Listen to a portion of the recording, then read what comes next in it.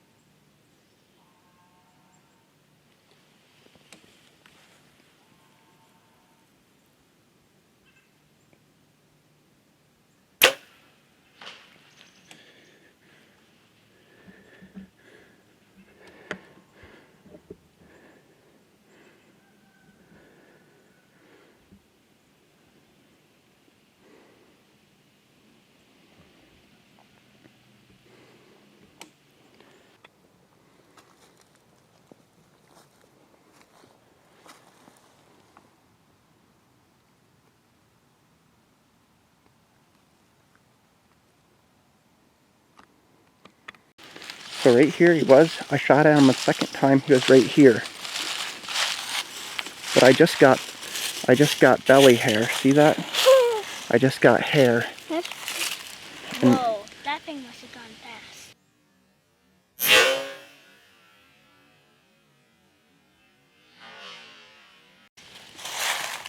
And see, I just have a little bit of fat on the arrow. Where? See right there? I have a little bit of fat on the arrow, but it didn't actually go through him. Okay. So we're not going to be getting him on anything up here. And then he went up through there. Up through there. Yep. So we're gonna. You are. All right. Well, we found my buck. I shot him yesterday morning at about 8 o'clock in the morning, and I knew I hit him too far back. I hit him in the liver. So we gave him about 7 hours, and my niece and I went after him, and we ended up jumping him at the top of this fence row, which was about 200 yards from where I shot him in a thick bedding area. And I saw him come down the hill, and I figured if I backed out, then he would bed up again. And he did. He bedded about 200 yards from where we had jumped him. And yeah, so we came back this morning. We did find him, but New York State has a lot of coyotes, so the coyotes got to him before we did. So they ate the hindquarters out of him already, and I wasn't sure how New York State with the DEC, how they do that. So I called New York State, and they said, the game warden told me that in a case like this where you shoot a buck and or a deer and it goes overnight or whatever, at any rate the coyotes get it, then you must tag it regardless.